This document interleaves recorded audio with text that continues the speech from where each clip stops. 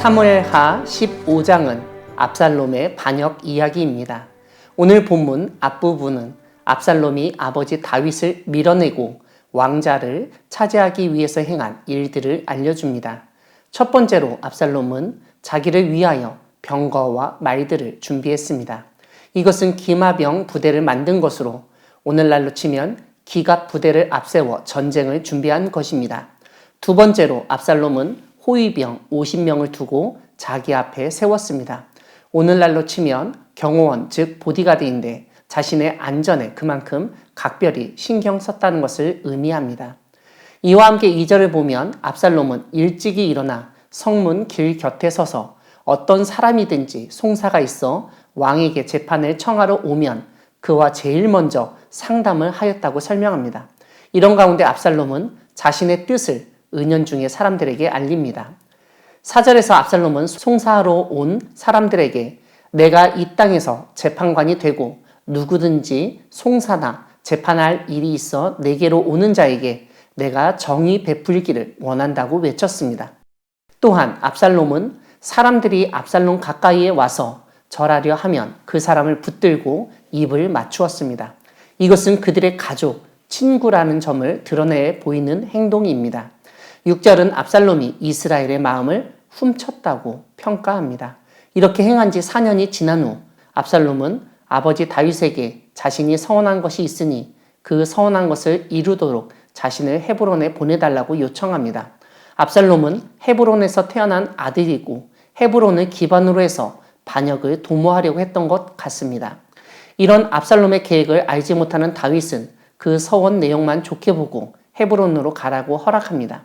헤브론으로 가라는 허락이 떨어지자마자 압살롬은 정탐을 이스라엘 모든 지파에 보내서 나팔 소리를 듣거든 압살롬이 헤브론에서 왕이 되었다고 소리치라고 명령을 내립니다.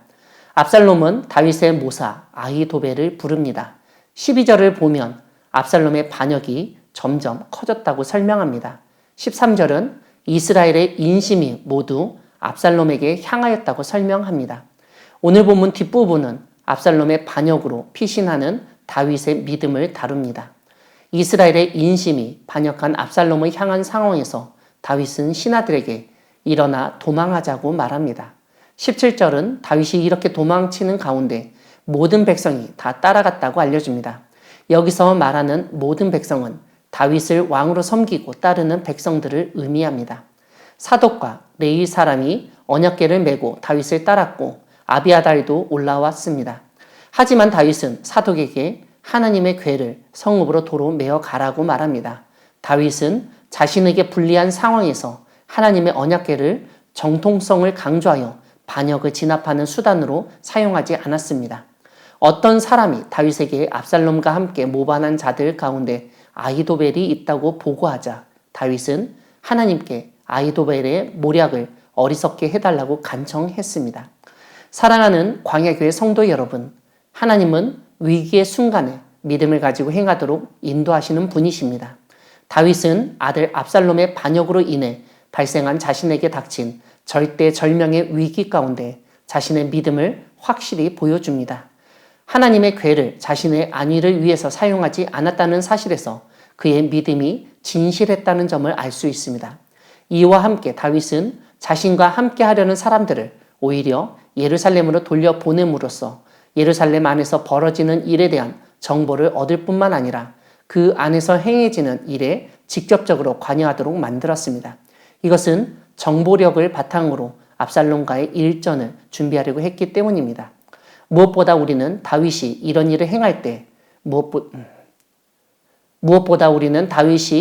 행할 때 하나님께 기도하고 그런 기도 후에 만난 사람을 기도의 응답으로 여겨 그 사람을 통해서 새로운 일을 진행하였다는 점에 주목해야 합니다. 이런 다윗을 통해서 우리는 어떤 위기 상황에서 나에게 도움이 될 만한 것, 심지어 하나님이라도 수단으로 사용해서는 안 되고 하나님만을 의지해야 한다는 것을 배우게 됩니다. 다윗은 자신을 위해 언약궤를 앞세우고 이용하지 않았습니다. 그것이 하나님을 의지하는 것이 아님을 누구보다 잘 알았기 때문입니다.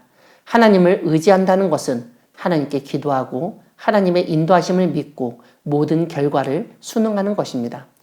이것이 참으로 어렵지만 우리는 하나님만을 의지하며 우리의 믿음을 증거하는 삶을 살아야 합니다.